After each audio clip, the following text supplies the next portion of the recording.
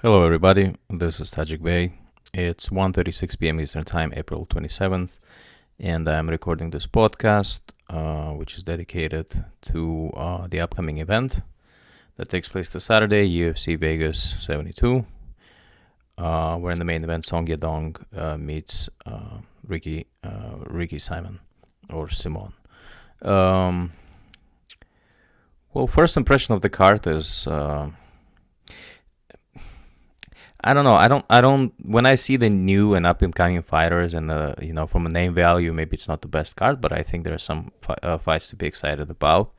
And it's better to have a fight with maybe fighters that are less known than not have the card at all. So, but I do actually enjoy seeing the new fighters emerging.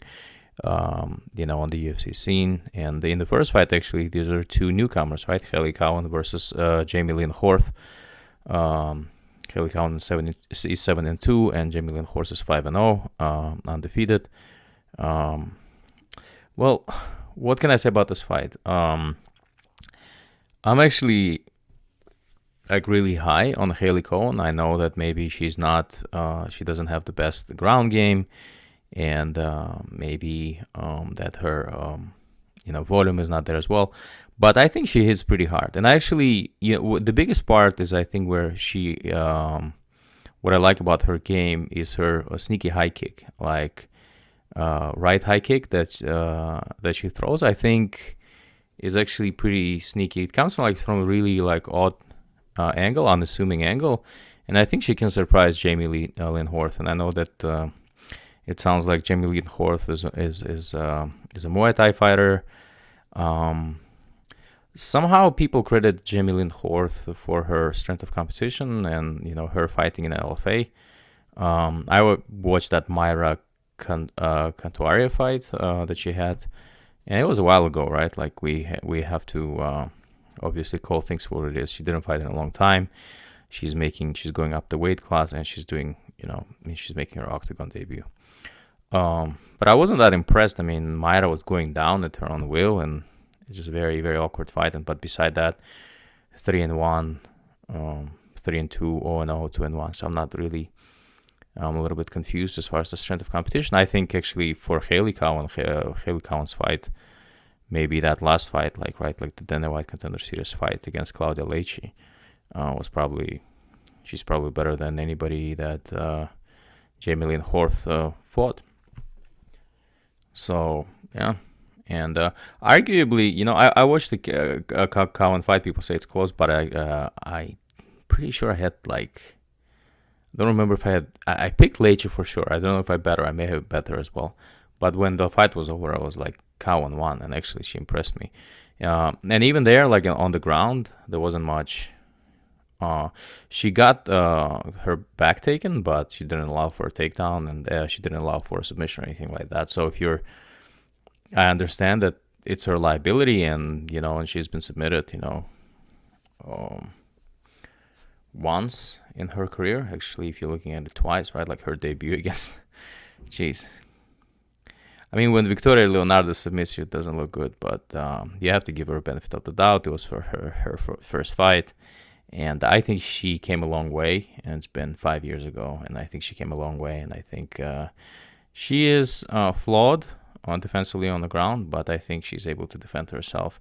And Jamie Lynn is not known to be like this superior grappler. So, and I took a massive amount of time to talk about this fight. I have a bet on Cowan, and I think she's going to do well. I actually think she's going to stop her. I don't know if it's going to come through that head kick. I think it's possible. She catches Jamie Lynn.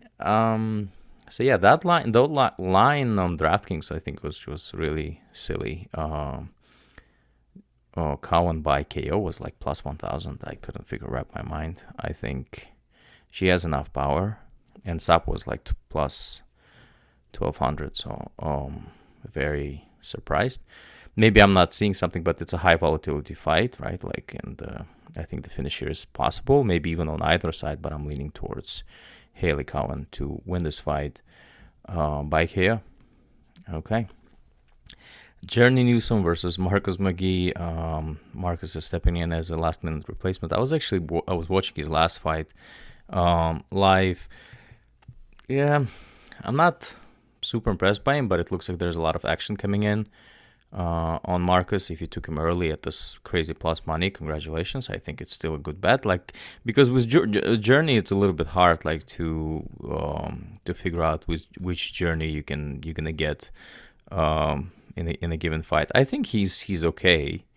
I think he's fine. I think he has to be a favorite, and maybe money line bet on him is warranted considering the action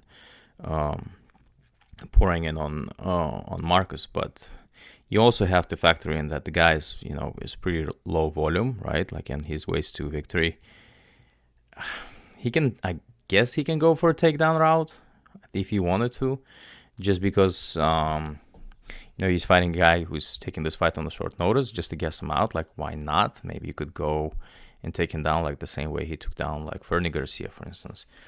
Yeah, it's possible, but I don't think it's gonna be that easy. I'm gonna lean towards Journey. I don't know if Journey can finish Marcus. We haven't seen all that many stop. I mean, yeah, Pilarti fight, but it was overturned. But so technically, Newsome doesn't have a stoppage victory in the UFC. In fact, he only has one victory, and that's against Fernie Garcia. So it's not like, I don't think Journey is the best candidate of a fighter that you want to bet on, like, with your money. He's not, he'll fight like a technical fight. Now, who knows? Maybe he decides to just go against Marcus and just take him out. But I think if he finishes, Marcus is probably going to come in the later rounds and just maybe work your takedown game. And although doesn't really prefer to go to the ground all that much. And I'm on Journey Newsome. I think he wins. I'm leaning towards decision, but it could be late stoppage as well. But I do have Journey Newsome in this fight. Okay. Agar versus Irina Alexeva. Wow, where do I begin? I mean, Irina Alexeva calls herself Russian Ronda. I don't know if it's like maybe somebody made a mistake or something, or somebody like made a joke and told her like, wow, like you're totally like Ronda. Like, I don't know what happened there, but maybe translation, maybe somebody called her like Russian Honda. I don't know, but she's no bueno. Like, there's nothing about her. Like, even a couple of fights I watched of her, like, she's fighting like always against undersized opponents, and somehow she has issues with the strength. You would think she would be stronger. She would have having like a sambo judo background, she would be taking her opponents down and mauling them, but I don't even know. Like, it doesn't happen a lot when you watch the fight and you're like, you don't have any like positive takeaways, like things to say. And then when I watched her interview from the Russian media outlets, it was odd. I think if you are listening to this podcast, I think if you watch her fight, and maybe it's a heads up, maybe it doesn't happen, but my feeling is that we're gonna see some very, very weird antics during the fight, and even during the walkout, just in general, from Irina Alexeva. And Stephanie's good, you definitely want her to be a little bit more active, push it a little bit more, but she does what she has to do. If she takes you down, you're in trouble. She goes for takedowns, and yeah. Can she finish Irina? I think she can. I think she should. Honestly, I think she should. I don't know how, though, because it could be ground and pound, it could be submission, like just going for an armbar. But I'm going to take Stephanie Agar to win inside the distance. Next fight, Cody Durden versus Charles Johnson. There seems to be like a bad blood between the two, but with Cody Durden, it's not hard. Like he likes to stir the pot and makes the fight like trash talk.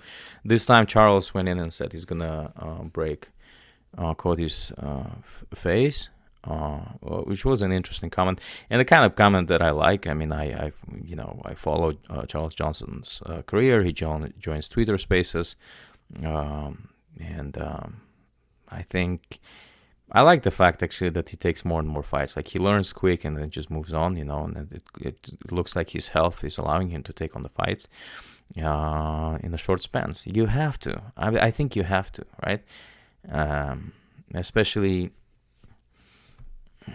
I think it gives a good impression to the UFC, and I think they're gonna match you well if you're trying to, pick up more and more fight. At least they're gonna make it like competitive and give you fights that you have a good chance to win. And I think this fight is a good chance for him to win. He's way bigger, taller, has a bigger reach. I mean, but Cody is good in that he goes for takedowns. I don't know about people say about his cardio. I think he's fine. I think it's a little bit blown out of proportion. It's just his work rate, I think, is just is pretty high, and he likes to stay busy and take risks, takes opportunities. So I wouldn't even say that he has like a terrible cardio or anything like that.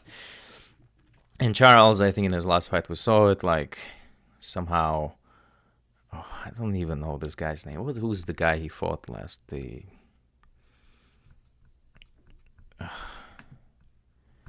I forgot his name. Osborne. Like what's his first name? Ode Osborne. Yeah. I thought Charles did enough, but I think he also had like issues, like the body language wasn't look, the aesthetics, of I don't. That final round, like he looked slow, and although you would think that he was a time like now is the time to finish Ode, but I still think he won. He was a competitive fight. With Cody, I think it's not going to be an easy fight, but I like the fact that there is a sense of urgency in Charles to push and actually find the finish. I think he can find the finish. I think if he just keeps the pace, keeps his volume, with his boxing, at some point, like this attritional damage will kick in and he will stop. Cody Durden, I want to say KO round 3. That would be my official prediction. Buday versus Jake Kohler. Jeez, that's insane. The fight is interesting. What I like about this match is like for Buday is that Buday is gaining like a step up in the competition, and I think he's building UFC is building him the right way. He's raw. He's not, maybe like physically not, the most gifted fighter, but he's pretty big, and I think he has a future. And it's very hard to build a heavyweight division if you're, in any promotion, even for the UFC. It's just there's just not a lot of, big guys, and in general, I think it's probably in terms of the roster depth, is probably the least deep roster in the division, I would say. But I think they building Buday around the right way, giving him Jay Kohler, because Jay Kohler has this obviously boxing. He cannot knock you out. It rarely happens, and interestingly, Buday is proud of his jiu-jitsu. I don't know if he can pull it out. I think he has a submission win, like one, I think, like Kimura. That was a while ago, obviously. I don't know I think it's intriguing. I want to see what his jiu-jitsu looks like in the octagon. So who knows? Maybe he grapples. But it's tough because I think back in the days, just in general, Jake's, BJJ is not that bad actually. And he submitted a couple of guys in his career as well. So it's just like,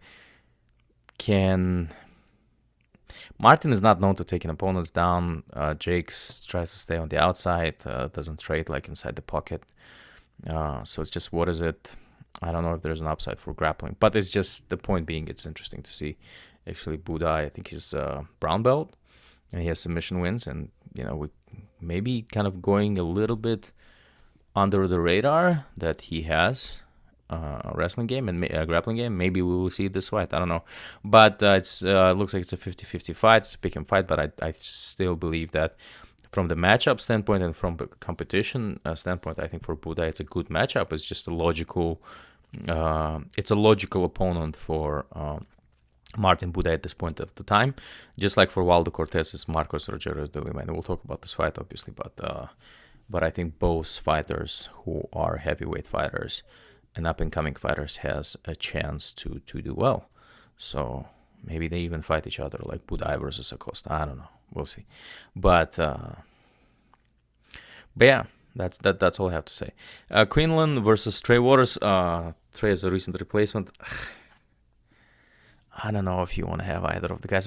Trey is a big boy, obviously, but I don't know. Making his debut on a short notice, we know that the recipe for a loss is always that, right? Like, fighters who are making their debut on the short notice, at a very significant clip they lose. And then Quinlan, yes, he got he has a win over Jason Witt. But just in general, just having any kind of octagon experience, I think is good. I don't know if the line I think is pretty close too, which reflects the chances of Trey Waters, which I think is plausible. I don't have a particular pick here. I think it's a close fight. I don't know if you're betting. I didn't look into this fight just because I didn't have all that much interest, to be honest with you. Probably doesn't go to a decision, okay? But, I mean, both guys look like a finisher, so... I don't know. Just not enthusiastic about this fight overall, which is why I'm kind of like... maybe don't have a take here, but, if you ask me to make a pick, I'm gonna go with Josh Quinlan, just, again, on the premise that he is... He has an UFC experience. He's on a full camp. He has a knockout power, and Trey Waters obviously has the size. He's bigger than Josh Quinlan, and another thing is the thing that goes against him is that he's taking this fight on a short notice and making his octagon debut. Waldo Costa Cortez, Marcos Rogerio de Lima. I think people should put some respect on the Acosta's name. I think he's fine. Guy's like 30 years old. I mean, what heavyweight? What do you want him to do? I mean, he's learning. I mean, he's physical enough. Like, he hits hard. He has the volume. He has the cardio. Okay, he concedes leg kicks, but those leg kicks. I think it's good that it happened to him. He knows what he needs to work on, right? Like, and over time, he will make some improvements. So at least we'll try to check them. Now, again, it looks like it's a logical competition, step up in the competition, because Rogerio maybe is close to top 15, and Acosta just fought enough already, like fighters, like to get the step up. I think boxing is good. Obviously, he's not gonna wrestle. I mean, Marcos has this upside, right? Like he can strike and he can grapple with you. So in terms of like the process, yeah, I understand why Marcos is the pick here, but I think he's, I don't have to tell you that his cardio is a liability, and the cardio for Waldo Cortez Acosta is pretty decent. So I think he's gonna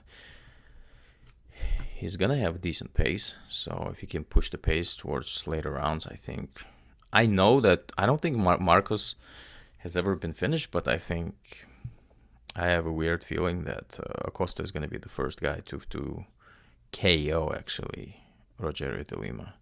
This might not age well, but I kind of like don't care. But I will pick Waldo Cortez Acosta to win by KO. Rosa Padilla, again, I have the same sentiment as Quinlan versus Trey Waters. Jeez, I don't know.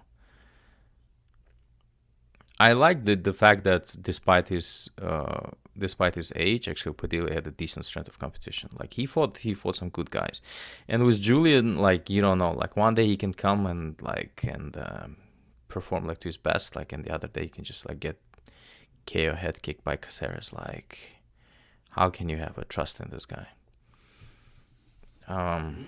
Jeez. But then again, we're talking debut, we're talking short notice. I don't know. These two fights are like a head scratchers for me. I don't know. Like a Rosa versus Padilla and Quinlan versus Trey Waters. I don't know. Yeah, Fernando may be a little bit stiff, but I don't know. If Julian's chin holds, right, like, yeah, he can probably win. But, oof. I don't know, boys. I'm gonna go with Fernando Padilla, and I don't know if he finishes him. Like somehow, like something makes me think that this fight actually can go to a decision, but because yeah, like something silly happens. Julian now has a chin again, and they go back and forth. And probably this fight goes to a decision, although everybody thinks it doesn't. But it is what it is. Cody Brundage versus Rodolfo Vieira. That's another fight which I think is going to be close. I know people are like, like this Cody, like it's one round and this and that. Like if he finishes or his fights finish. I don't know. I think they're gonna be reserved. Both fighters are gonna be reserved. And if they are negating each other, wrestling and grappling, then it has to be standing. Who's gonna have advantage standing? Like no clue. Like absolutely no clue. Rodolfo actually showed like a decent boxing in his last fight against Curtis, so maybe he just outboxes Cody Brundage. But this is such a... I don't think Rodolfo should be like a big favorite here. I think it's going to be actually a close fight. I don't know. Split decision, possibly. I don't know which way it goes. It's hard to me to make a prediction, to be honest with you. Very hard to make a prediction. I think it can go either way. So I'm going to pass on making a prediction. But like it's also a little bit hard for me because, Cody has been, on our shows in the past and we obviously communicated in the past. So like I might be a little bit biased here. I'm going to root for Cody. But I don't have a particular pick right now for this fight. I think it's going to go to a split decision. It can go either way. So yeah, I'm going to hope it's Cody Brundage. Caio Borraio versus Mikhail Alexeva. I gotta say, I'm not a big fan of Caio, but I always appreciate smart game plans. And this guy is smart. He knows what he needs to do to win the fight. But knowing what you need to do to win the fight and doing what you need to do to win the fight, I think are different things. And honestly, I remember this fight in Muradov, and I thought it was a close fight. I actually thought Muradov won that fight. Like with Caio, I think it's going to be close. I think we are somehow under impression that Caio is just going to take him down and just dominate him, on the ground and stuff like that. But Mikhail is also, if you think about it, he's in his prime right now. He trains a lot and has good wins, has a crazy pace. I fought in the UFC for a very, very long time. I don't know if he's undersized, but just in general, yes, he lost in the past, to grapplers, right? Like Jimmy Crute, yeah, Kimura, I understand, but you can't take stuff against the guy, things that happened 3 years ago, and don't assume that the guy who is at the age of 28 is not gonna make improvements. I think he will make improvements. Why are we acting like this guy is not developing? He knows what he needs to do. I wish he had a little bit better competition, or maybe a little bit more, because he stopped Cody Brundage and then Sam Alvey, so it just doesn't give me much confidence, right? But I don't think that Gamzatov win is particularly bad, or maybe close decision loss to Justin Jacoby. He warrants that he's going to be close, a good stand-up guy, and I think he is.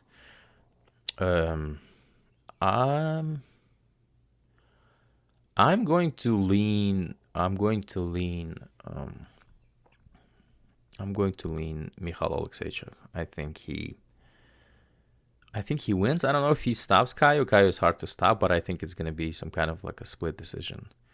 It can go either way. Maybe I'll bet fight ends in a split decision. But I think it's going to be a close fight. I don't think there's going to be this domination. I might be entirely wrong. I might as well just delete my account like if that like if Kyle just dominates him, but like this looks much closer fight to me than the odds suggest. That's just my opinion. Okay. And we're almost done. Right? This is Song Yadong versus Ricky Simon. Main event. I think somebody asked me, DM'd me early in the week and asking about this fight, and my response was that actually that plus money on either side is good, because I think it's like a close fight, and I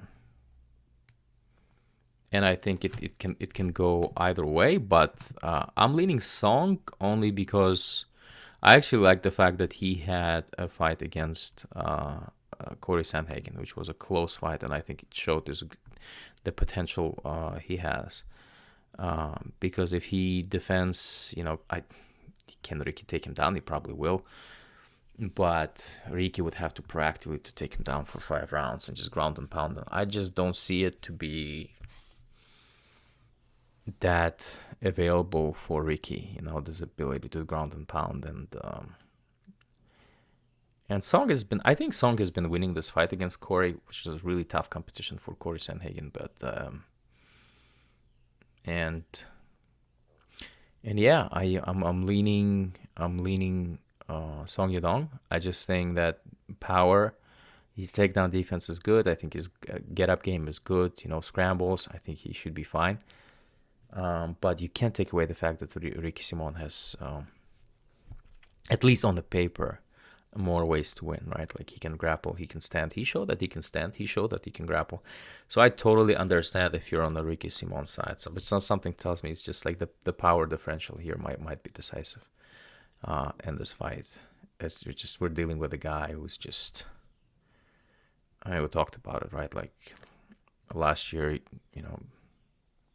he turned 27, and this year he turns 26. Like, he just doesn't age and only looks younger every time we see him. So doing his interviews, I like the fact also that he was talking. He was giving responses to the media day in English. His English is picking up. People.